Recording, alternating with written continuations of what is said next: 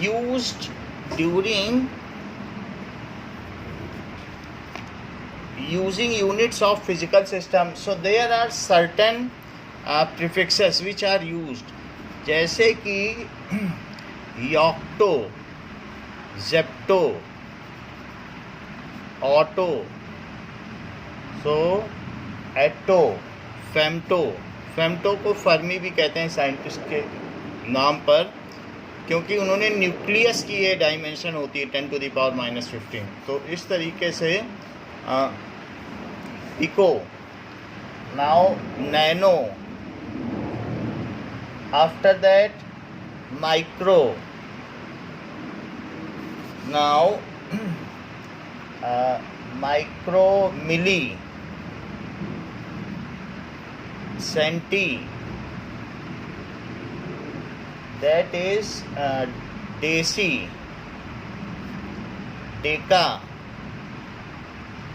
और hecto, kilo, फिर mega, that is गीजा, after that tera, peta, exa and zetta and yotta. कुछ चीज़ें सिमिलरिटी हैं जो हम यहाँ पर दिखा रहे हैं, तो उन चीज़ों को देखें कि इनमें क्या क्या चीज़ें सिमिलर हैं। जैसे आप ये देखो, ये ऊपर चलता है योक्टो और नीचे चलता है योटा, तो ये भी वाई है।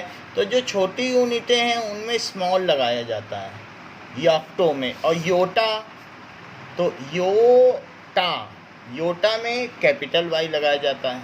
इसी तरीके से जेप्टो स्मॉल जेड और जीटा कैपिटल जेड, इस तरीके से होता है। नाउ एक्सा, ये आटा है तो आटा में स्मॉल ए, जबकि एक्सा में ई, ये दोनों वॉवेल हैं। बाकी आपको बीच की चीज़ पता होनी चाहिए, that is kilo, hecto, decagram और डेसी, सेंटी, मिलीग्राम। यहाँ पर ये बीच में एक लाइन है जिसके इधर और उधर सफिक्स लगते हैं, ये बड़े हैं ये छोटे हैं। तो एक यूनिट आपको बताई गई है कि mnemonics, kilo, hecto, decagram, gram की जगह मीटर भी हो सकता है, और deci, centi, milligram, deci, centi, milligram, kilo, hecto, decagram और डेसी, सेंटी, मिलीग्राम। तो इसका मतलब क्या है, इससे आपको याद हो जाएगा कि किलो, हेक्टो, डेका ये ग्राम है, deci, centi, milligram. In this way it acts. तो अब ज़रा देखें कि अगर 10 टाइम्स कोई चीज़ हो, इसको देखो, 1 डेका मीटर ले लो या 1 डेका ग्राम, जो लेना चाहो, तो इट इज़ 10 ग्राम। 10 टाइम्स हो तो डेका बोलना, 10 टाइम्स। 100 टाइम्स तो हेक्टो, तो यानी 10 का प्रीफिक्स लगता है, और इसकी सिंबल है डेका। 100 का प्रीफिक्स लगे तो हेक्टो, किलो के लिए स्मॉल के, मेगा है, फिर मेगा से सब कैपिटल हो जाते हैं तो मेगा, फिर उसके बाद क्या है गीजा, फिर टेरा, पीटा। मेगा, गीजा, टेरा, पीटा याद रखना है। डेका, हेक्टो, किलो तक तो आप फैमिलियर हैं, तो मेगा, गीजा, टेरा, पीटा। इसमें क्या है, किलो में अब ये 3 के अंतर पे लगने लगते हैं, 10⁻3, 10⁻6, ये 1 मिलियन टाइम्स है। ये क्या है, मिलियन, बिलियन, ट्रिलियन, जिलियन। ये हो गया आपका 12 और ये हो गया 15। तो ये चीज़ क्या है, किसी में मिलियन है तो ये मिलियन, बिलियन, ट्रिलियन और जिलियन, दैट इज़, फिर आगे चलोगे so zillion. So this is like this. अब देखो 10⁻15 के आगे क्या होगा, 10⁻18, फिर और आगे भी चलता चला जाएगा, उसको नेट में देखा जा सकता है, 10⁻21 एंड 10⁻24। तो इस तरीके से चलता है। अच्छा, जब पीछे चलेंगे तो पीछे चलने पे किस तरीके से होगा, this is D, small C, अब ये सब स्मॉल लेटर्स हैं। मिली में small M, micro, nano, small P, femto F. तो ये 10 to the power -1, 10 to the power -2, milli है -3, 10 टू द पावर -6। ये मिलियंथ, ठीक है, बिलियंथ, ट्रिलियंथ और जिलियंथ, इसमें उल्टा चलता है। ये क्या है? दैट इज मिलियंथ, बिलियंथ, ट्रिलियंथ और जिलियंथ। बाकी तो हमने आपको बता दिया है कि डेका क्या है। जब 10 टाइम्स, 100 टाइम्स और 1000 टाइम्स, यहाँ तक बात बता दी है। और ये 10th part, 100th part, 100 part senti है और 1000th पार्ट। तो ये तो इस तरीके से चलता है कि किलो, हेक्टो, डेका, ग्राम हो चाहे सेकंड हो या कुछ भी हो, तो वो इस तरीके से चलेगा, किलो, हेक्टो, डेका। फिर डेसी, सेंटी, मिली, तो डेसी, सेंटी, मिली में इस तरीके से चलता है। So this is the table and this is the prefixes used in SI system. So these are prefixes used in SI system. तो ये सारे prefixes हैं used in SI system. इसको 1-2 बार आप अपनी कॉपी पे लिख के आप इस पर मास्टरी कर लेना। So prefixes used in SI system. Now जैसे कि मैं आपसे पूछूं 1 पिकोमीटर, तो 1 पिकोमीटर में कितने मीटर हो सकते हैं?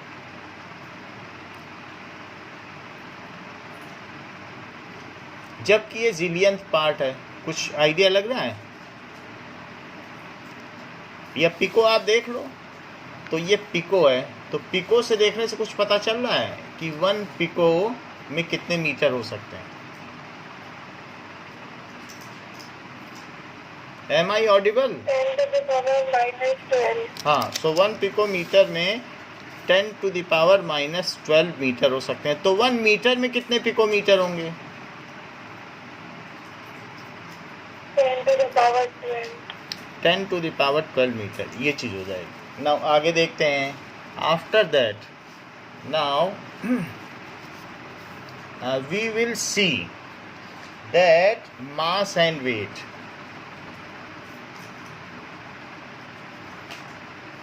That is the amount of matter present in any substance is called mass. Amount of matter present in any substance, उसमें कितना मैटर है, is mass, उसे मास कहते हैं। So it does not vary with place and time. 1 kilo आलू अगर Mars में लेके जाओ, मून पे लेके जाओ, सन पे लेके जाओ, तो वो 1 किलो ही आलू रहेगा। So it does not very with place time. Place and time के साथ ये वेरी नहीं करेगा। तो जिस चीज़ का जो मास है वो वही रहेगा, हर जगह वही रहेगा। इसके अलावा any matter has always non zero mass, उसका कुछ ना कुछ मास तो रहेगा। Any matter has always non zero mass, या ये कहा जा सकता है mass of any substance can not be zero. Mass of any substance, कोई चीज़ है, फिजिकल ऑब्जेक्ट है, तो वो उसका मास ज़ीरो नहीं हो सकता। कैन नॉट बी ज़ीरो, वो ज़ीरो नहीं हो सकता। अब देखें, नाउ इतनी तो बात हो गई।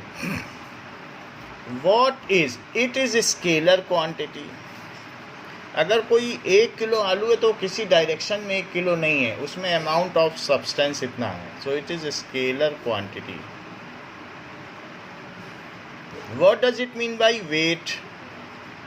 तो वेट क्या चीज़ होती है? इट इज़ वेट क्या होगा? that means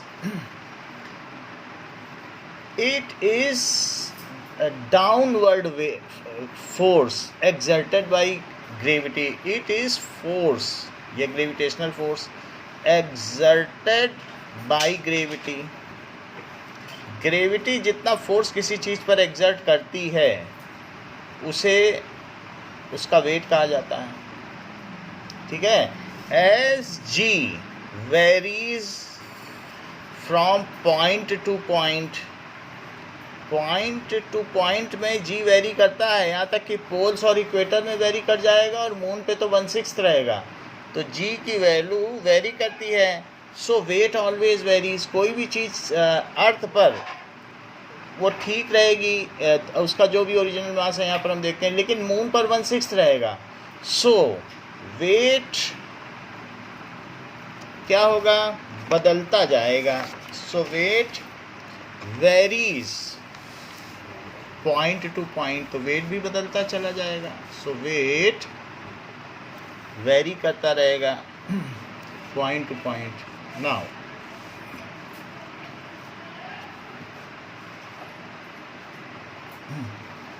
अब देखें, varies point to point, weight बदलता जाएगा point to point. Now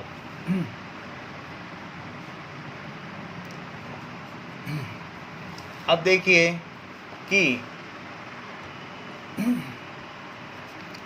wait अगर मान लो जैसे सन और मून है या सन और अर्थ है, तो इसके बीच में कहीं ना कहीं एक पॉइंट ऐसा भी होगा जिस पर सन भी ग्रेविटी लगा रहा होगा और अर्थ भी ग्रेविटी लगा रही होगी, और ऐसे समय में इस पर जो टोटल फोर्स होगा एफ नेट वो ज़ीरो हो जाएगा. तो ऐसे केस में जब कोई भी चीज़ सन ऐसी जगह बीच में रखी जाए तो जिस समय उस पर सन पर भी इक्वल फोर्स लगे, आप उसको डिस्प्लेस करते जाओ, तो there is a position when the force exerted by sun and earth both are equal at that time, net weight is zero.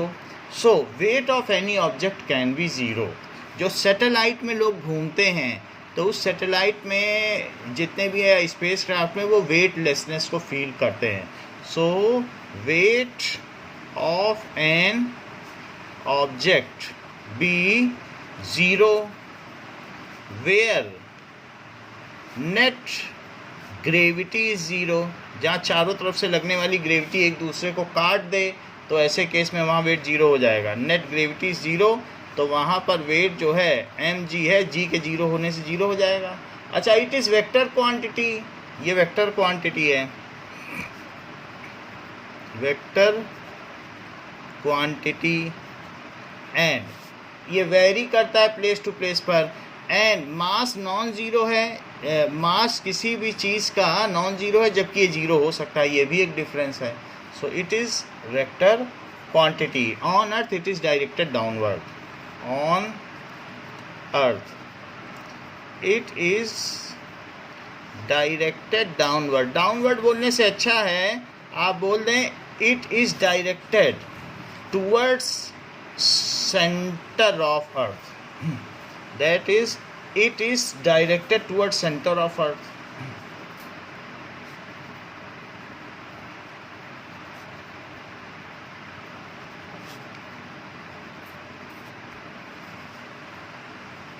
तो ये भी चीज़ है. सो किसी भी चीज़ पर वेट ऐसा होता है. So you can write the difference. अच्छा, unit of mass is kg. Mass की यूनिट क्या है, केजी है. Wide unit of weight is newton. Newton एक फोर्स है तो वो वेक्टर क्वांटिटी हो गई और वो केजी है. These are the differences. Now volume, what does it mean by volume? So space occupied by any matter is called its volume. उसको उसका वॉल्यूम कहेंगे. Space occupied by any matter is called its volume. जैसे कि अगर आप 1 kg water लो तो 1 kg water को आप 10 सेंटीमीटर का एक बॉक्स लो। ऐसा बॉक्स लेना जो 10 सेंटीमीटर का हो। एक ऐसा टेट्रा पैक बाज़ार से ले आओ।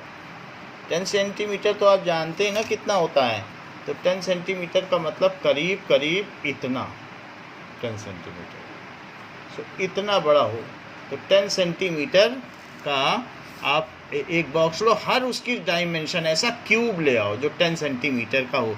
जिस थोड़ा सा बड़ा होना चाहिए, जो क्यूब से हम लोग उसको घुमा घुमा के खेलते हैं ना, उस वाले से थोड़ा सा बड़ा होगा तो 10 सेंटीमीटर हो जाएगा।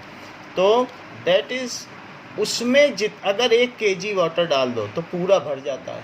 अच्छा, 10 सेंटीमीटर को क्या 1 डेसीमीटर भी कहते हैं, 1/10 ऑफ मीटर, क्योंकि 1 मीटर का 1/10 कर दो तभी तो 10 सेंटीमीटर आता है। तो 1 डेसीमीटर सारी डायमेंशन हो तो इसका वॉल्यूम कितना हुआ? वॉल्यूम हुआ 1 डेसीमीटर क्यूब, क्योंकि 1 decimetre into 1 decimetre into 1 decimetre. तो किसी चीज़ का वॉल्यूम कैसे निकालते हो? LBH। तो उससे क्या आ जाएगा? 1 decimetre into 1 decimetre into 1 decimetre. So in this way its volume is 1 decimetre cube. इसमें अगर 1 kg पानी डाला जाए तो पूरा भर जाता है। तो ये कहा जा सकता है कि 1 kg वाटर ये उसका मास है, और इतना मास कितने स्पेस को ऑक्यूपाई करता है? इतने स्पेस को। तो ये जो 1 डेसीमीटर स्पेस है इसी को 1 लीटर भी कहा जाता है। सो दिस इज़ ऑल्सो, और लीटर कैपिटल से लिखा जाता है। जैसे स्मॉल के इस क्लासेस में चल जाता था तो हम लोगों को ऊपर इतना डिसिप्लिन नहीं था, लेकिन अभी डिसिप्लिन आ गया है। सो दैट इज़ यहाँ पर now I think screen is blurred और it is okay now. It is okay ना नाउ? Yes, sir. तो ठीक है। तो यहाँ पर आपने देखा कि ये 1 लीटर हो गया वॉल्यूम। सो 1 डेसीमीटर क्यूब तो बाई डायमेंशन है, और इस प्लेस को इसके अंदर के जो स्पेस को क्या कहा जा सकता है? It is 1 litre. So the space is 1 litre. तो ये कहा जाएगा कि 1 kg water occupies volume of 1 decimetre cube और 1 लीटर। 1 लीटर की बोतल भी होती है। 1 लीटर की बोतल कौन सी है? जो रेल नीर की बोतल आती है, रेलवे में आप जाते हो तो वो 1 लीटर की बोतल है। उसमें पानी भरोगे तो कितने kg पानी आएगा? 1 kg. 1 kg आ जाएगा। तो इसमें 1 kg वाटर आ जाएगा। सो दिस इज़ वाटर के केस में। तो अब ऐसे केस में जो डेंसिटी ऑफ वाटर है वो क्या होगी? So density of water that is equals to mass upon volume. तो इट इज़ 1 kg, और डिवाइड कर दो 1 डेसीमीटर क्यूब। तो 1 kg और डेसीमीटर क्यूब, सो पर डेसीमीटर क्यूब ये डेंसिटी ऑफ वाटर है। अगर मान लो 1 मीटर का आपने ले लिया, 1 मीटर का एक बर्तन ले लिया, ये हमने ले लिया, तो इसमें कितना पानी आएगा? आप 1 डेसीमीटर करो 10 सेंटीमीटर, तो इसमें कितने सेक्शन बना सकते हो? ये 10 पार्ट्स हो जाएंगे इधर कि नहीं? 10 सेंटीमीटर के करो 1 मीटर में, और ईच ऑफ 10 सेंटीमीटर, और इस तरीके से इनको मिलाओ तो 10 पार्ट्स इधर हो जाएंगे, 10 पार्ट्स इधर हो जाएंगे, और 10 पार्ट्स इधर हो जाएंगे। तो 10 इंटू 10 इंटू 10 इसके कितने पार्ट्स हो जाएंगे?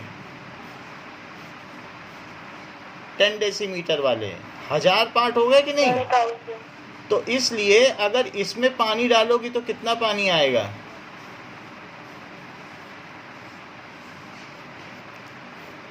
1000 kg, क्योंकि इससे कितने क्यूब बनाए जा सकते हैं? 1000 क्यूब बनाए जा सकते हैं 1 डेसीमीटर क्यूब के। अगर आप देख लो यहाँ जो क्यूब बनेगा वो 1 डेसीमीटर क्यूब का, उसके कितने होंगे? इस तरीके के 1000 होंगे। So how many cubes can be found? 1000 cubes. Hence 1000 kg पानी आ रहा है, जबकि डायमेंशन सबकी कितनी कितनी है, 1 मीटर है। तो डेंसिटी ऑफ वाटर और भी क्या हो गई, अगर मान लो इसके टर्म्स में लिया जाए। Now 1000 kg per metre cube, क्योंकि वॉल्यूम कितना है, it is per metre cube. तो 1 metre cube, density is equals to mass upon volume. So it can be said as 1000 kg per meter cube. Now 1 meter cube, so it is 1000 kg और पर metre cube. तो ये चीज़ हो गई। Now अब देखो सो एक डेंसिटी हमने बताई 1 kg पर डेसीमीटर क्यूब, ये बता दी ऊपर देखो। और वही चीज़ हमने ये भी बताई कि 1 kg पर लीटर ये वाटर की डेंसिटी है। और एक डेंसिटी क्या बताई, 10,000 kg per metre, 1000 kg per metre cube. अब ज़रा देखो 1000 kg है और upon metre cube, 1 metre cube में कितने सेंटीमीटर क्यूब होते हैं,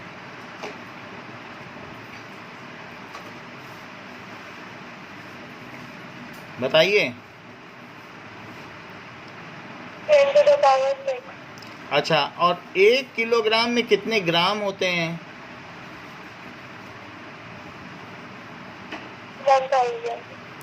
1000। तो इसको लिख दिया सेंटीमीटर क्यूब और इसको लिख दिया ग्राम। तो ये 606 से कट गए। तो बताओ डेंसिटी ऑफ वाटर क्या आ गई। सो density 1 gram per centimetre cube. हाँ, density of water it is equals to 1 gram per centimetre cube.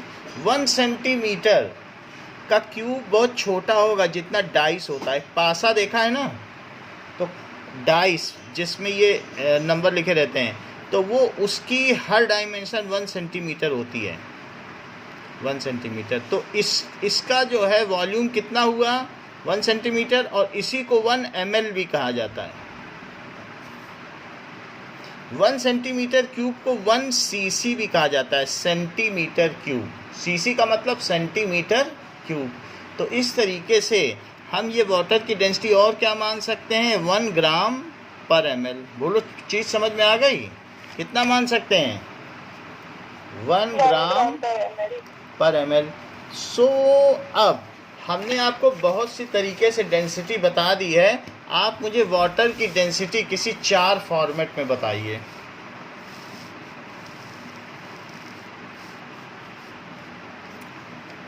बताओ। सो डेंसिटी ऑफ वाटर क्या क्या हो सकती है, 1000 kg पर मीटर क्यूब और 1 kg पर डेसीमीटर क्यूब और 1 ग्राम पर सेंटीमीटर क्यूब और 1 ग्राम पर मिलीलीटर 1 पर मिलीलीटर। और इसको और क्या लिख सकते हैं, 1 kg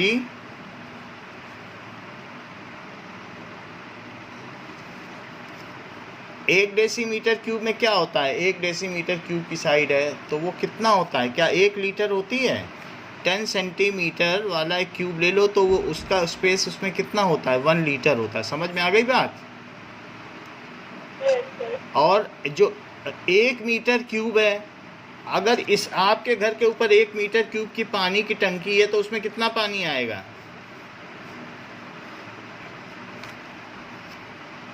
उसका स्पेस कितना है, 1 मीटर की टंकी।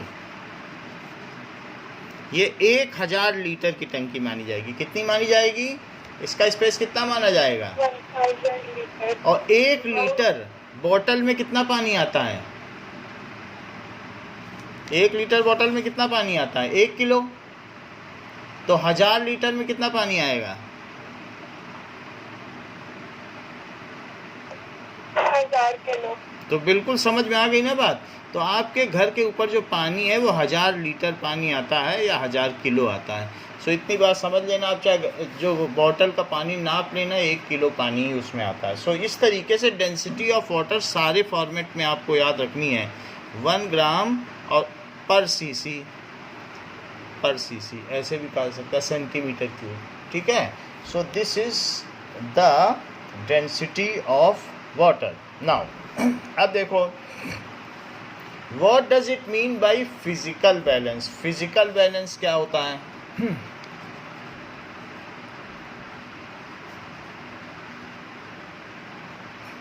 फिजिकल बैलेंस का मतलब है कि ऐसा बैलेंस जो कि एनालिटिकल बैलेंस है। कभी कभी इसको यूज़ किया जाता है आप लोगों के यहाँ। सो this is the physical balance. ये लेबोरेटरी में होता है। इसमें क्या चीज़ होती है और इसको हम कैसे यूज़ करें?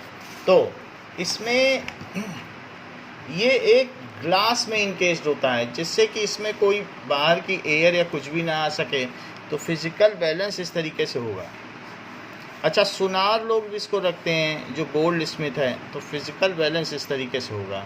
एंड इसमें यहाँ पर इसमें स्टैंड होंगे ट्राइपॉड, तो उसको क्या करते हैं, हम इस बिल्कुल लेवल पर रख लेते हैं, स्पिरिट लेवल से रख करके वी मेक इट लेवल्ड। एक स्पिरिट लेवल आता है इस तरीके का, और उसमें क्या होता है कि स्पिरिट रखी हुई होती है और एक एयर बबल रहता है। अगर एयर बबल सेंटर में आ जाए तो जान लो कि आपकी चीज़ लेवल है। तो इसमें स्पिरिट रहती है, बाकी दोनों तरफ से अगर थोड़ा सा टेढ़ा हुआ, मान लो इस तरीके से टेढ़ा कर दिया, तो ये जो एयर बबल है स्पिरिट लेवल का वो फिर इधर आ जाएगा, क्योंकि हवा हल्की होती है। और अगर ऐसे टेढ़ा हो गया है आपका ये, तो वो जो ये स्पिरिट है और उसमें इधर चला जाएगा। जब ठीक सेंटर में आ जाए तो समझ लेना चीज़ें बैलेंस हैं। तो इसके पाए को हम लोग स्क्रू से ऐसे ठीक करते हैं स्पिरिट लेवल रख के कि सब तरीके से ये लेवल में रहे। अच्छा, इसके अंदर क्या रहेगा, एक तरफ से ये टू एंड फ्रो में बीम रहती है। सो दिस इज़, यहाँ से यहाँ तक एक पूरी बीम बाहर निकली रहेगी, यहाँ से भी बाहर निकली रहेगी और यहाँ से भी बाहर, ये कांच का है तो बाहर निकली रहेगी। उसी बीम में एक बीच में स्केल रहेगा, और उसी में अब यहाँ पर क्या होगा, देयर इज़ ए सस्पेंडेड, यहाँ से चीज़ें बाहर निकली रहेंगी और एक एनालिटिकल बैलेंस ऐसे सस्पेंडेड रहेगा, और उसी में एक बीच में कांटा रहेगा। तो अगर ये कांटा बीच में सेंटर में है तो समझ लेना ये, क्योंकि ये भी मूव कर सकता है। जैसे जैसे बैलेंस इधर उधर जाएगा तो कांटा उसके साथ इंटीग्रल है, वो मूव करेगा।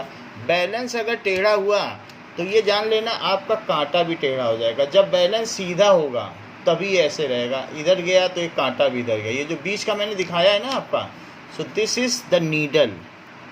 ये इसमें नीडल रहती है, वो हिलती डुलती रहती है। तो जब ये बीच में आ जाए तो जान लेना, और ये इसके दो these are two different bowls इसी में, जिसमें सामान रख सकते हैं। So these are the bowls. अब देखो, तो ये चीज़ होती है, हम इसको क्या कर सकते हैं, otherwise it rest at bottom, लेकिन बीच में नॉब है, जब इसको घुमाओगे तब ये लिफ्ट होता है, then it get lifted from bottom and starts floating. तो आप देख लेना जब इसमें कुछ ना रखा हो तो क्या ये इस पोजीशन पर है, otherwise you can make it in position by keeping, इसमें भी स्क्रू लगे रहते हैं, तो इसको शिफ्ट करके इधर उधर आप इसे जीरोड कर सकते हो। तो that is we can make it zeroed. So there are screws, यहाँ पर स्क्रूज हैं, स्क्रू को आगे पीछे करके आप इसको ऐसा कर सकते हो कि कांटा बीच में रहे बिफोर इसको weighing. So it is analytical balance या लेबोरेटरी बैलेंस। सो किसी भी चीज़ की जब हम एनालिसिस करते हैं, क्वांटिटेटिव एनालिसिस करते हैं कि कितना ग्राम था कॉपर सल्फेट, बाद में कॉपर कितना मिला, तो इसको यूज़ करना पड़ता है। दिस इज़ एनालिटिकल बैलेंस, ये चीज़ है। सो दिस इज़ एनालिटिकल बैलेंस। अब इसमें देखो, जब आपने इसकी ज़ीरोइंग कर ली, तो ज़ीरोइंग करने के बाद फिर इसे लिफ्ट करो, और सबसे पहले इसमें सामान रखना तब लिफ्ट करना। इसको घुमाओगे तो ये उठ जाएगा और फिर ये वे करेगा। तो वे करने का मतलब है कि एक तरफ तो इसमें आपको वजन रखना है, छोटे छोटे बांट आते हैं, और एक तरफ इसमें क्या करना है, इस जो भी आपका पाउडर है वो रखना है। तो उस तरीके से इसको वे किया जा सकता है कि how much weight is equal to powder when pointer is at 0। तो इस तरीके से we can weigh the things and after resting it at bottom we can remove our substance and weights. तो इस तरीके से एनालिटिकल बैलेंस को हमें यूज़ करना आना चाहिए। दिस इज़ बीम, तो ये बीम है। इसके अलावा ये पॉइंटर है, यहाँ पर ये पेन है जिस पे सामान रखते हो। Then it is rider carrier knob की जिस पर सारी चीज़ कैरी हो रही है, तो ये एक बड़ा सा राइडर है जिस पर ये चीज़ है। तो this is rider carrier knob, rider carrier knob है। तो बाकी सारी चीज़ है। और ये पेन रिलीज़ करने के लिए है, पेन रिलीज़, तो ये पेन रिलीज़ हो गया। बाकी सारी चीज़ें ठीक हैं, ठीक है। पेन रिलीज़ करने के लिए है, बाकी पेन को रिलीज़ भी कर सकते हो और पूरी की पूरी बीम को भी रिलीज़ कर सकते हो। सो this is total of analytical balance, जो कि हमने आपको बताया। अब देखो, now density we have seen, what is density? Now next one is, that is relative density.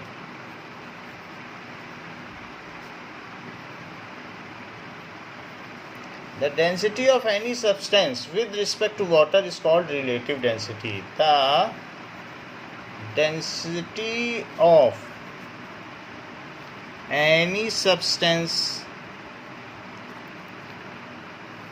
with respect to, उसको WRT भी लिखते हैं, with respect to water is called relative density. With respect to water अगर आप किसी के लिए निकालोगे तो वो सापेक्षिक घनत्व कहलाता है। दैट इज़, इसकी कोई यूनिट नहीं होती है। रिलेटिव डेंसिटी क्या होती है? That is density of substance. ऐसा आपने 9th में पढ़ा है कि नहीं? बोलिए, have you read it in 9th? तो डेंसिटी मान लीजिए हमें निकालनी है। सो डेंसिटी ऑफ मरकरी क्या है?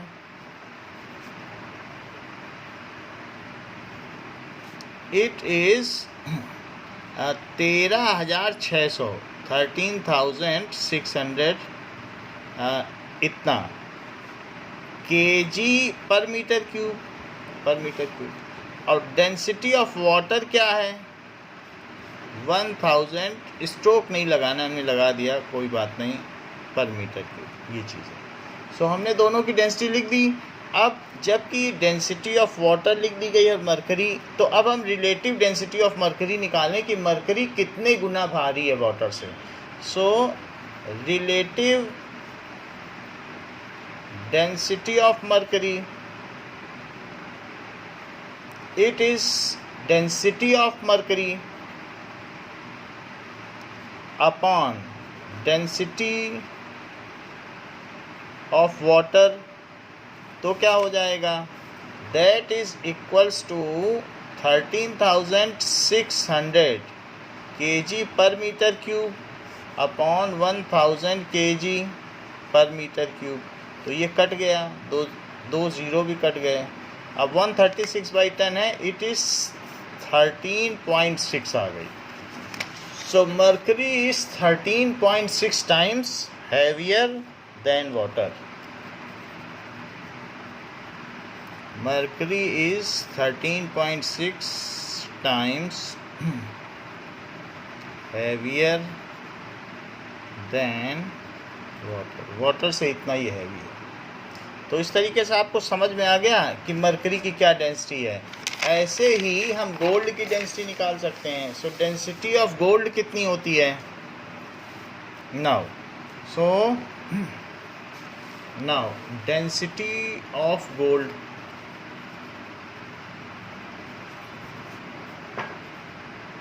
It is 18,900 kg per metre cube.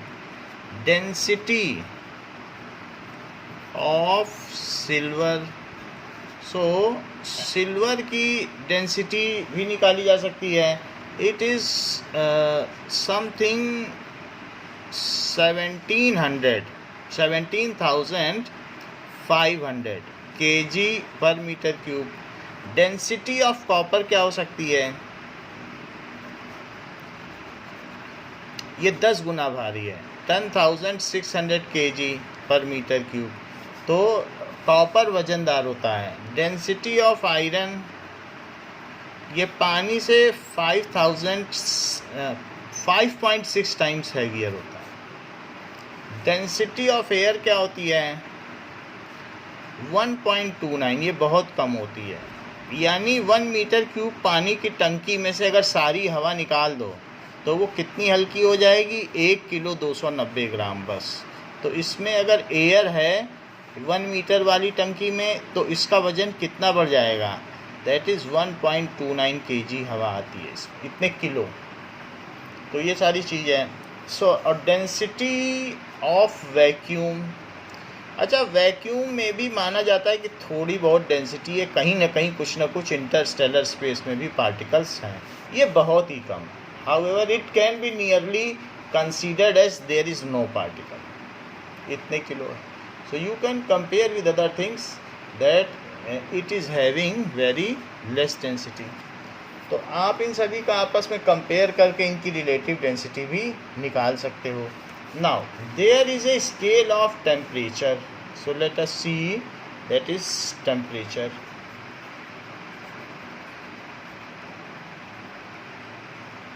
Scale of temperature, so temperature का स्केल जानने के लिए अगर हम एक ऐसा कॉलम लें जो थर्मोमीटर है, 3 थर्मोमीटर ले लो, तो 3 थर्मोमीटर ले लो और किसी में भी कोई सरेशन या मार्किंग मत करो।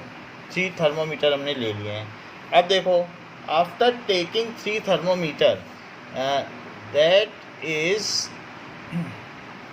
इसमें सब में मरकरी है बट मार्किंग नहीं है, तो इसके अंदर मरकरी फिल है, एक बहुत पतली सी कैपिलरी है जिसमें कि मरकरी फिल्ड है। सो दिस इज़ कैपिलरी, ऐसे बहुत फाइन कैपिलरी ले लें।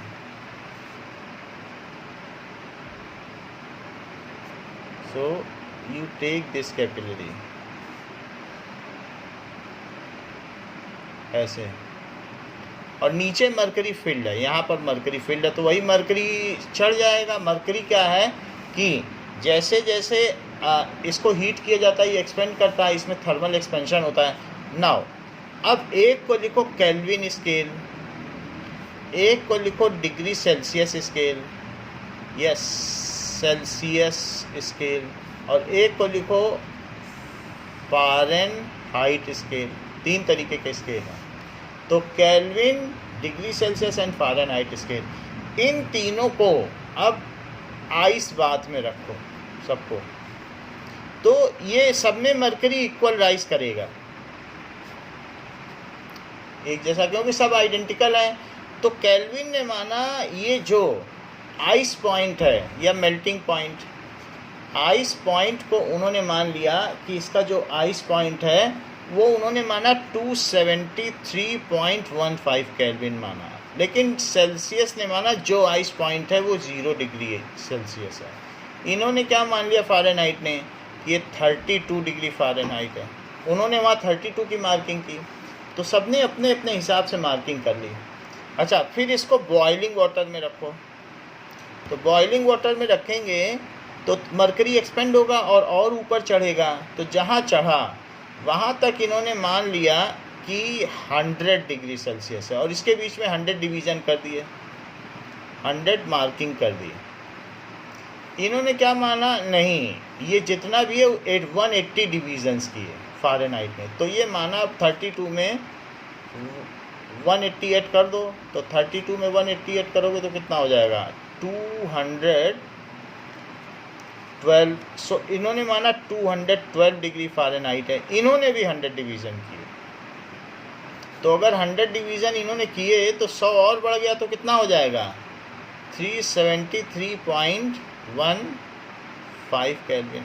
अच्छा, हमने कल आपको बताया था ट्रिपल पॉइंट ऑफ वाटर, वो इससे 0.01 केल्विन डेविएट करता है, वो 273.16 केल्विन है। तो इस बात का ध्यान रखा जाए कि जब केल्विन का रिलेशन आएगा तो 15 है, और ट्रिपल पॉइंट ऑफ वाटर वो 0.01 डिग्री सेल्सियस है, इससे थोड़ा सा डेविएट करता है। वहाँ तीनों स्टेट्स ऑफ मैटर को एग्जिस्ट करती हैं।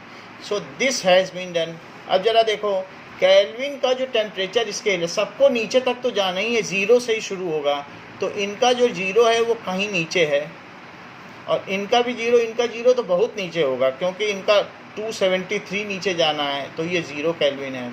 अब जरा देखो, मान लो यहाँ पर आप इसके 100 डिवीज़न इसके 180 डिवीज़न के इक्वल है, तो 100 division of degree Celsius scale, ठीक है, ये किसके इक्वल हैं, is equal to 180 division of Fahrenheit scale, degree Fahrenheit. तो x division of degree Celsius, अगर मान लो मैं x डिवीज़न लूँ तो वो किसके इक्वल होगा, is equal to 180/100 into x। इसको कट कर दो तो क्या आ जाएगा 9/5। तो 9/5x, जो यहाँ x है, जो यहाँ पर x डिग्री सेल्सियस है, मान लो आपने कहा हमारी तो x डिग्री सेल्सियस आ रही, तो फ़ारेनहाइट में कितनी हो जाएगी। सो ये जान लेना कि जितने डिग्री सेल्सियस है, x डिग्री सेल्सियस है या जो भी डिग्री सेल्सियस है, so that much degree Celsius is 9/5 types of degree Celsius हो जाएगा। जितने डिग्री सेल्सियस है वो यहाँ रख दो, उतने डिग्री सेल्सियस, और साथ में 32 यहाँ पहले से ही है, क्योंकि आपको जैसे 10 डिग्री सेल्सियस है तो 10 के लिए यहाँ क्या करोगे, 10 डिग्री सेल्सियस को यहाँ 10 नहीं माना जाएगा, 10 इंटू 9/5 किया जाएगा, क्योंकि यहाँ के 100 डिवीज़न इसके 180 डिवीज़न के इक्वल है। तो ये और साथ में 32 और ऐड करो, तब जाके फ़ारेनहाइट आएगा, क्योंकि 32 से शुरू है, ये 0 से शुरू है, यानी फ़ारेनहाइट में लेने के लिए पहले तो 32 ऐड कर ही दो, उतना तो आपको लेना पड़ेगा, और फिर x किसके इक्वल है, x इंटू 9.5, जितना आपका डिग्री सेल्सियस है वो यहाँ रख दीजिए और साथ में 32 ऐड कर दीजिए। तो हमारा डिग्री फ़ारेनहाइट के लिए जो फार्मूला बना वो क्या बना, ये चीज़ बन गई कि जितने डिग्री सेल्सियस है उसमें 9/5 का मल्टीप्लाई करो, और चूंकि 32 पहले से ही वहाँ 0 के इक्वल है तो वो जोड़ दो। तो ये बात समझ में आ गई फ़ारेनहाइट कैसे निकाला जाता है। अच्छा, अब यहाँ देखो, मान लो यहाँ x डिग्री सेल्सियस है तो वो x केल्विन होगा, लेकिन फिर 273.15 और जोड़ो, तब जाके फाइनली केल्विन आएगा। जैसे 2 डिग्री सेल्सियस है तो यहाँ पर 2 केल्विन हो जाएगा, लेकिन 2 ही नहीं होगा, 273 भी जोड़ना पड़ेगा ना, तो 275 नहीं हो जाएगा। तो इसलिए जितने भी डिग्री सेल्सियस हो उसमें 273.15 और जोड़ दो, तो वो चीज़ क्या आ जाएगी, kelvin. Okay, so this is kelvin scale. तो इन दोनों चीज़ों को हमें जानना चाहिए कि डिग्री सेल्सियस स्केल क्या है और केल्विन स्केल क्या है। Now, and these are interrelation between them. However in these both there is human body temperature also. So human body temperature कहीं यहाँ पे होता है, दैट इज़ 37 डिग्री सेल्सियस। अगर हमारी बॉडी का टेम्परेचर 37 डिग्री सेल्सियस है, यहाँ तक अगर बाहर समर में बढ़ता है टेम्परेचर तो हम कंफर्टेबल हैं, इससे ऊपर जाने पे गर्मी लगेगी और स्वेटिंग आएगी। अच्छा, इसी को अगर यहाँ बदलो फ़ारेनहाइट में तो 98.6 डिग्री फ़ारेनहाइट आएगा। अगर हमारी बॉडी का टेम्परेचर 98.6 है तो हमें फीवर नहीं है, 99.4 बढ़ जाए तो कहेंगे 99 फीवर। और इसके कंपैरिजन में 37 के कंपैरिजन में यहाँ चलो तो आ जाएगा 310 केल्विन। सो ह्यूमन बॉडी टेम्परेचर के बारे में बताया गया कि वो कितना है। So human body temperature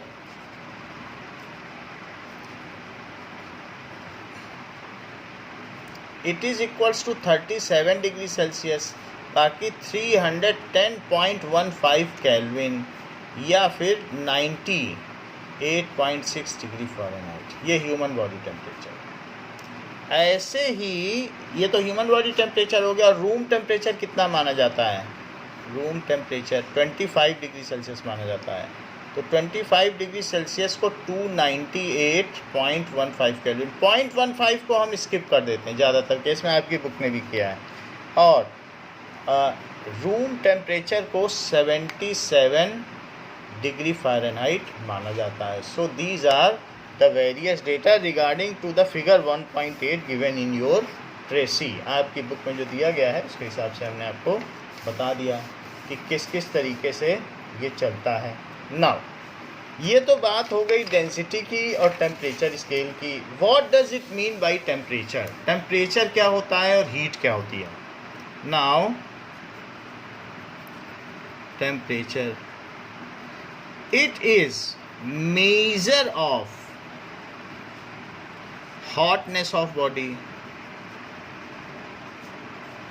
कोई भी चीज़ कितनी गर्म है इसको हम टेम्परेचर में मेज़र कर सकते हैं।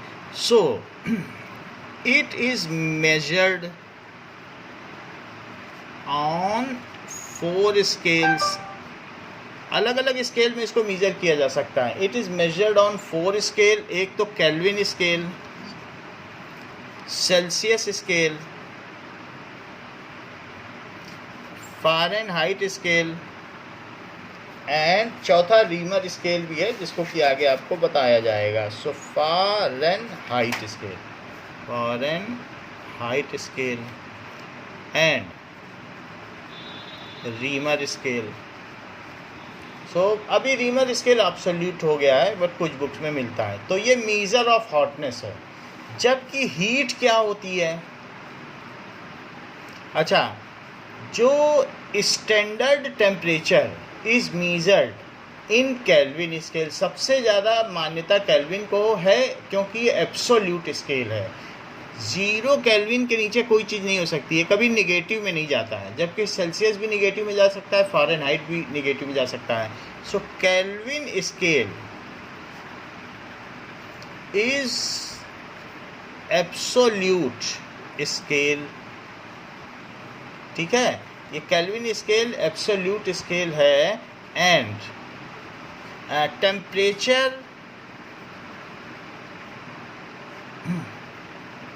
इन Kelvin is never 0, never negative. Kelvin can not be negative, ये नेगेटिव नहीं हो सकता है। नेगेटिव क्योंकि ये संभव ही नहीं है। अगर हम कहें कि -1 केल्विन है तो ऐसे केस में किसी चीज़ का वॉल्यूम नेगेटिव आ जाएगा। तो चूंकि किसी चीज़ का वॉल्यूम नेगेटिव नहीं हो सकता तो इसलिए केल्विन टेम्परेचर बताता है कि 0 केल्विन से नीचे कोई चीज़ हो नहीं सकती। Anything can not attain, can not B cooled below 0 degree Celsius, क्योंकि ऐसा होने पर उसका वॉल्यूम नेगेटिव आ जाएगा। वॉल्यूम तो किसी चीज़ का नेगेटिव नहीं हो सकता है। So anything can not B cooled, can not B cooled below 0 degree Celsius, below 0 kelvin. इसलिए 0 kelvin is called absolute 0। So 0 kelvin is called absolute 0। उसे एब्सोल्यूट 0, ये एब्सोल्यूट स्केल माना जाता है। दिस इज एब्सोल्यूट स्केल और absolute scale है ये। ठीक है, दिस इज एब्सोल्यूट स्केल और ये एब्सोल्यूट 0। ये दोनों चीज़ें याद रखनी है। एब्सोल्यूट स्केल क्या होता है? That is kelvin scale is absolute scale and 0 kelvin is absolute 0। ये दोनों चीज़ें याद रखनी है। एट एब्सोल्यूट 0, जो एब्सोल्यूट 0 उसमें क्या होता है? Absolute 0 the state of matter is only solid with perfect ordered arrangement. मतलब ना गैस रह जाती है कोई भी, हाइड्रोजन, ऑक्सीजन, नाइट्रोजन सब सॉलिड फॉर्म में होंगे, उस पर चल भी सकते हो। सो इस तरीके से at absolute zero only solid state of matter exist. सब चीज़ सॉलिडिफाई हो जाएंगी, इतना कूल हो जाएंगी कि सब पास आ जाएंगे। State exists with perfect lattice, यानी perfectly ordered arrangement.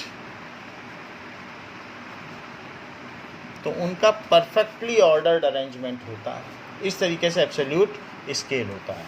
Only solid state exist with perfectly ordered arrangement. Okay, तो आपने ये देख लिया एब्सोल्यूट ज़ीरो क्या। अब देखिए कि व्हाट इज हीट। टेम्परेचर और हीट में फ़र्क है। Heat its unit is joule. इसकी यूनिट क्या है? जूल। जूल होती है। It is a dynamic form of energy. Dynamic form of energy which is transferred from one system to other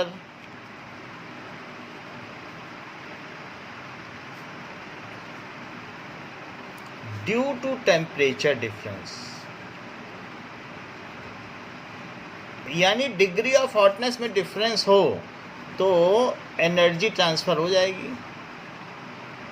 ज़रा चेक करो इसका मतलब क्या है। ये जो सारी चीज़ें बताई गई हैं कि अगर मान लो दो सिस्टम हैं ये, और दो सिस्टम में एक बिल्कुल इसके बाहर चारों तरफ थर्माकोल लगा दो। थर्माकोल का मतलब हीट अंदर बाहर ना जा सके। तो ऐसी wall which can not transfer heat उसको कहते हैं एडियाबेटिक वॉल। एडियाबेटिक वॉल ये एक सिस्टम है, और जो बाहर है वो क्या है? सराउंडिंग्स। अच्छा, दो सिस्टम हमने इसमें पार्टीशन कर दिए। एक सिस्टम ए है और दूसरा क्या है? System B. और इनके बीच की जो वॉल है वो कंडक्टिंग है। तो कंडक्टिंग को कहते हैं डायाथर्मिक वॉल। डायाथर्मिक वॉल यानी कैसी wall? That is conducting wall. और ये बताइए एडियाबेटिक वॉल का क्या मतलब होता है? Insulating wall. यानी इस पूरे सिस्टम से हीट कहीं बाहर नहीं जा सकती। और हमने ए और बी सिस्टम ले लिया, ये ए ले लिया, ये बी ले लिया। और अगर मान लो इसमें 50 डिग्री सेल्सियस पर नाइट्रोजन गैस भरी है और इसमें 20 डिग्री सेल्सियस पर कोई भी दूसरी गैस भर दो, तो इससे हीट इसमें जाएगी। क्यों? क्योंकि amount of energy which get transferred from one system to other due to temperature difference is called heat। अगर कोई कह दे ए सिस्टम में इतनी हीट है तो पूरे क्लास में उसकी हंसी उड़ जाएगी, क्योंकि सिस्टम में हीट नहीं होती है। जो ट्रांसफ़र होती है वो हीट होती है। जो चीज़ एक से दूसरे में गई वो हीट है। इस सिस्टम में इसकी इंटरनल एनर्जी है due to oscillation of particle, rotation of particle, vibration of particle, उनके thermal motion of particle. Heat किसी भी चीज़ में नहीं होती है। लेकिन जो चीज़ जा रही है तो इससे ये जो ट्रांसफ़र हुआ है, so heat is the dynamic form of energy. हम ये कह सकते हैं कि 20 joule heat is transferred from system A to system B. ये बात कही जा सकती है। तो ऐसा कहा जा सकता है 20 joule heat is transferred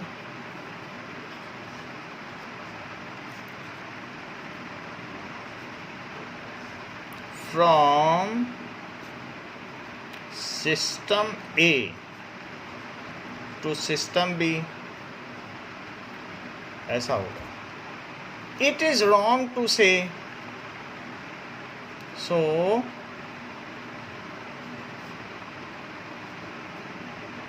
that system A contains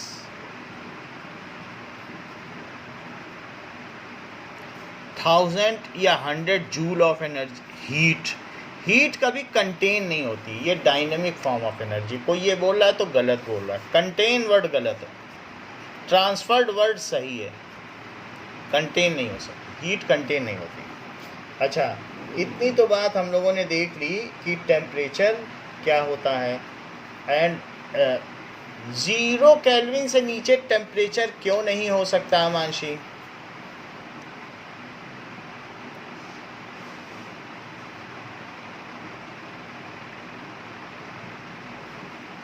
so Mansi, am I audible? Yes, sir. बताओ 0 केल्विन से नीचे टेम्परेचर क्यों नहीं हो सकता? Sir, because 0 Kelvin is absolute 0. हाँ, क्योंकि उसके नीचे टेम्परेचर रखने पर वॉल्यूम निगेटिव हो जाएगा। तो फार्मूले जो आगे दिए गए हैं, 6 चैप्टर है आपका स्टेट ऑफ मैटर, तो उसमें ये बात बताई गई है कि 0 केल्विन से नीचे टेम्परेचर क्यों नहीं हो सकता? Because if we put temperature below 0 degree Celsius then volume will become negative. तो इस वजह से 0 केल्विन से नीचे टेम्परेचर नहीं हो सकता। That is shown. ये जो चीज़ मैं बता रहा हूँ कि 0 केल्विन से नीचे टेम्परेचर नहीं हो सकता, ये स्टेट ऑफ मैटर में आपको बताया गया है कि why the temperature can not B 0, ऐसा 136-137 पेज पे बताया गया है। नाउ अब देखो अनसर्टेनिटी इन मेजरमेंट।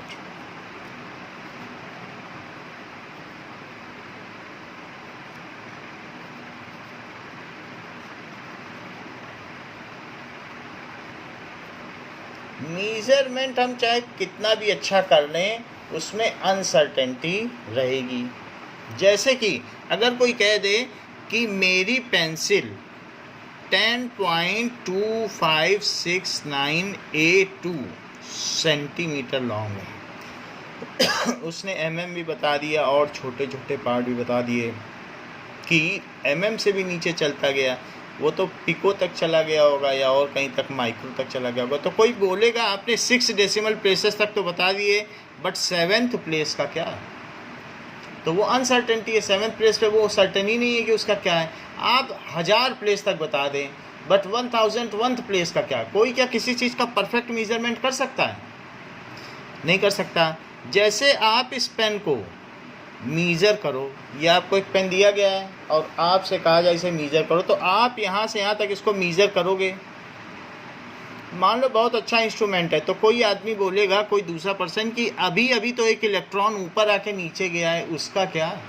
वो तो कहेगा तो आपने मेजरमेंट ठीक नहीं किया। Because how precise you may measure any length, या किसी भी चीज़ का सिर्फ लेंथ ही नहीं, how precisely you may measure any mass. Kilo में कर रहे हो तो आप किसी चीज़ को ग्राम में, मिलीग्राम में, फिर और नीचे जाके माइक्रोग्राम में करोगे। कोई कहेगा पिकोग्राम का क्या?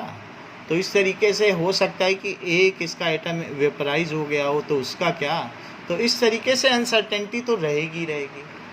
सो अनसर्टेनिटी का क्या मतलब है कि when we deal with experimental data during theoretical calculation, so it always contains some uncertainty. When we deal any theoretical data, ये theoretical data जो digits हैं, theoretical data, then उस समय क्या होगा? ड्यूरिंग एक्सपेरिमेंट्स, तो जो भी when we deal with any experimental data during ये जो भी हमारे कैलकुलेशन से, कैलकुलेट करने पर हमें एक्सपेरिमेंट से हमने उसे पता किया कि क्या डेटा है, कितना लेंथ है, कितना उसका मास है, और calculations, it always has some uncertainty.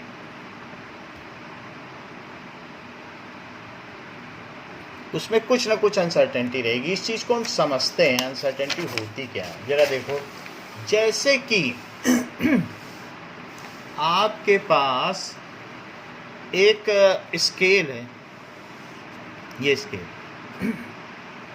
और इस स्केल में आपके में मान लीजिए यहाँ 0 है, फिर 1 2 3 4 5 6 7 8 9, ये 1 है, 1 2 3 4 5 6 7 8 9, ये 2 है, और फिर 1 2 3 4 5 6 7 8 9 और ये 3 है, और ऐसे और आगे बढ़ गया, ये चीज़ दिखाई।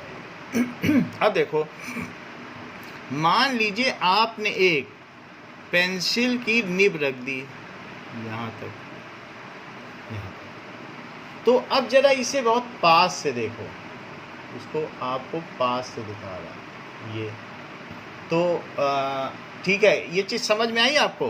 तो अब इसका मेजरमेंट आप क्या लोगे? दो तरीके के लोग हैं। मान लो अगर आप लेना चाहो तो आप कहोगे कि ये 2.2 हो सकता है, वैसे 2 और 3 के बीच में है, 2 सेंटीमीटर से आगे, थोड़ा सा आगे दिख रहा है कि नहीं दिख रहा है, तो आप 2.2 लोगे, और दूसरा क्या ले सकता है, 2.3 ले सकता है, क्योंकि ये चीज़ बीच में है। अगर आप देखो तो ये कहाँ पे पड़ रहा है, बीच में आ गया कि नहीं। सो ऐसे केस में if measurement of length is 2.2 centimetre, then ये जो डेटा लिया गया है, देन देयर इज अनसर्टेनिटी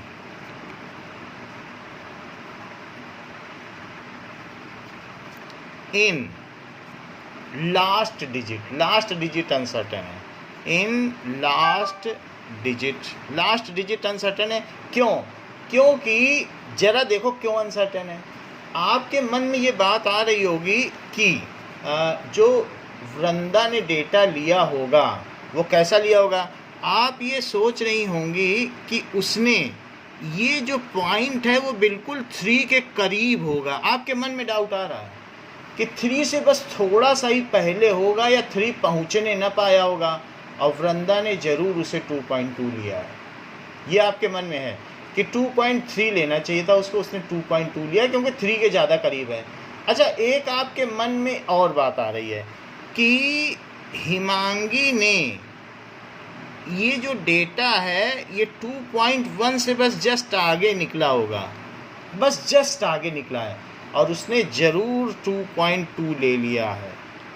दो डाउट आ रहे हैं कि नहीं आ रहे हैं, बोलो कि 2.2 अगर किसी ने आपको कहा ये 2.2 सेंटीमीटर है, तो you are very suspicious that Vrinda might have taken the it was nearly 2.3 but as it has not abutting, ये इसको अबट नहीं कर रहा था, तो उसकी वजह से, या उसके साथ वो एब्रेस्ट नहीं था, तो उसकी वजह से उसने 2.2 ले लिया कि थोड़ा पहले तो 2.2 लो। और हिमांगी ने तो भी यही किया होगा, तो 2.1 से हल्का सा आगे था तो 2.2 ले लिया। सो ये जो मेज़रमेंट आपका 2.2 है, इसमें सस्पिशन कहाँ है आपको?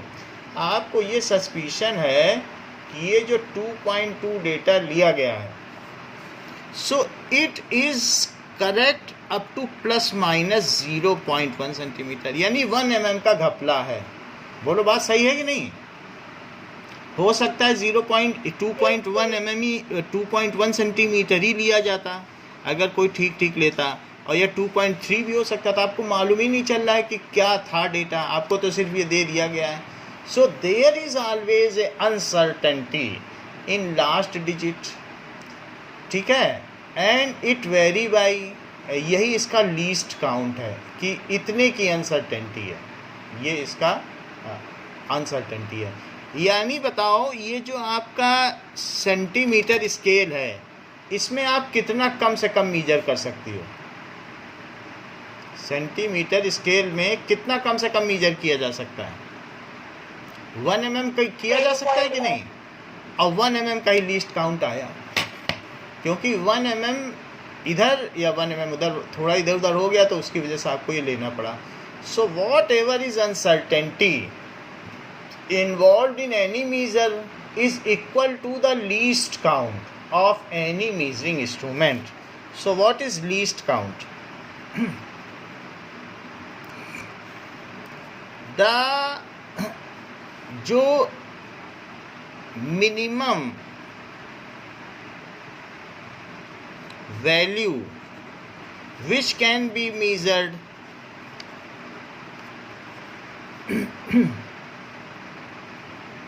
from any measuring instrument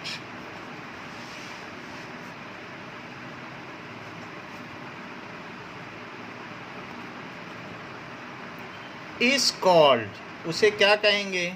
किसी भी मेजरिंग इंस्ट्रूमेंट से जो आप कर सकते हैं is called its least count, उसको उसका लीस्ट काउंट कहेंगे. फॉर एग्जांपल जो मीटर स्केल है या जो हमारे घर में फुट स्केल है 1 फुट का होता है, has least count of 1 millimeter.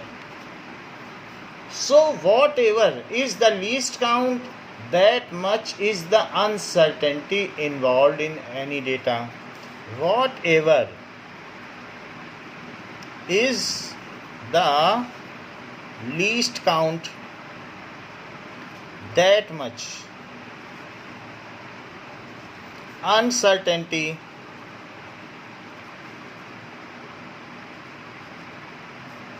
involved in any data.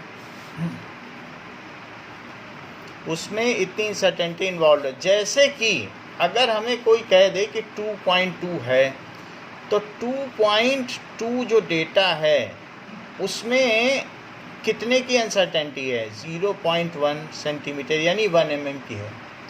या ये कहा जा सकता है कि इट इज़ 2.1, अगर सब्ट्रैक्ट कर दो तो 2.1 सेंटीमीटर से 2.3 सेंटीमीटर तक इसका मेजरमेंट हो सकता है. क्योंकि हो सकता है कि 2.2 है और 2.29, हम 9 वैसे तो मेजर नहीं कर सकते उससे, लेकिन 299 तक गया हो और उसने वृंदा ने 2 ही ले लिया और सोचा होगा 3 नहीं पहुंच रहा है, 2 लेना ठीक है. और कुछ ऐसे भी लोग होंगे कि 2.101 तक गया हो और उसने सोचा होगा कि 1 छोड़ दिया है तो क्यों ना 2.2 ले लिया जाए. तो देखा जाए तो 2.1 से 2.3 तक डेटा जा रहा है कि नहीं.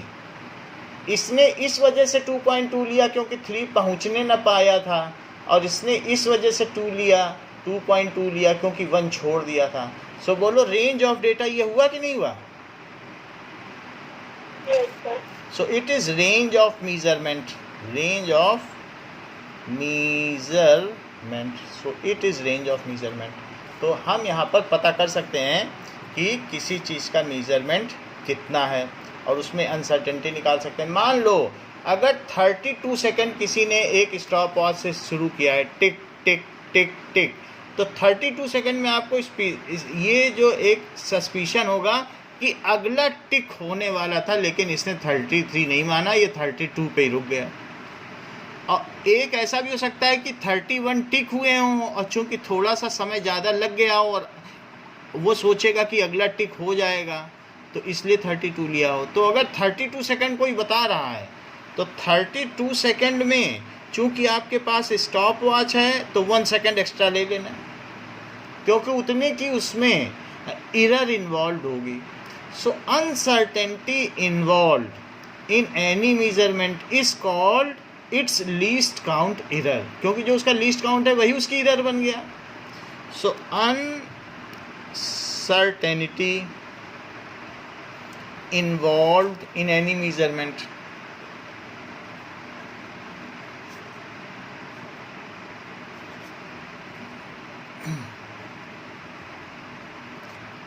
is called its error of measurement.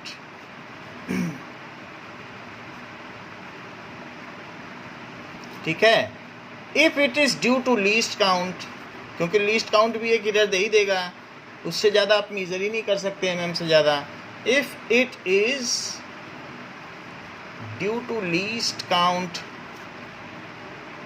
Then it is called least count error.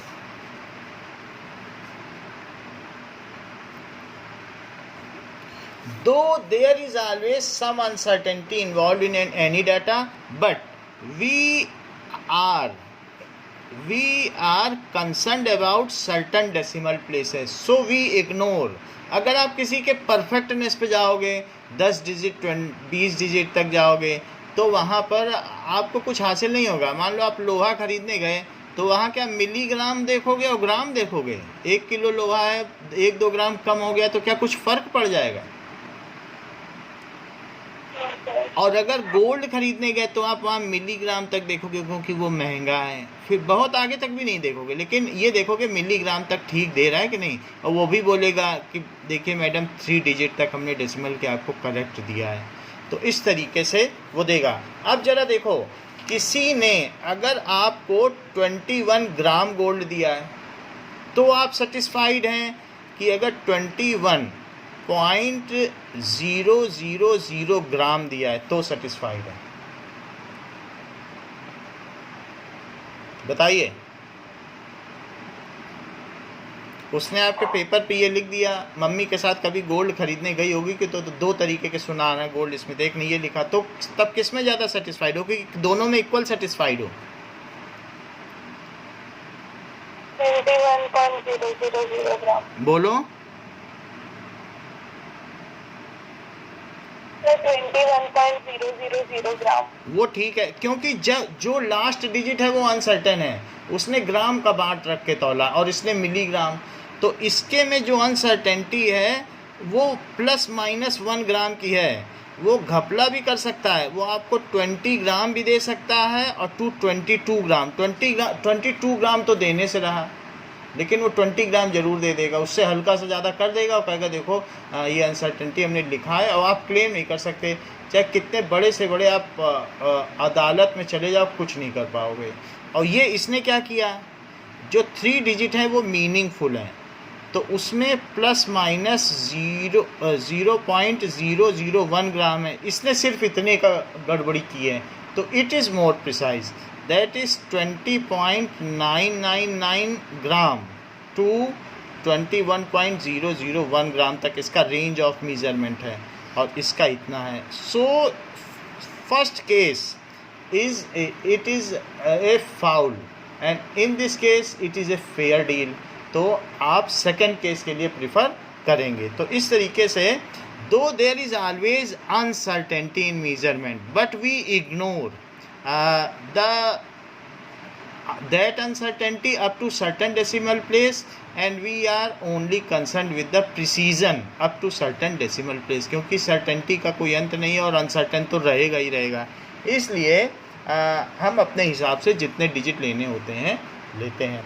तो आज की क्लास के लिए इतना ही। नेक्स्ट क्लास में हम सिग्निफिकेंट फिगर्स और उसके बारे में जो मैथमेटिक्स अलजेब्रा है वो देखेंगे। Thank you अमांशी।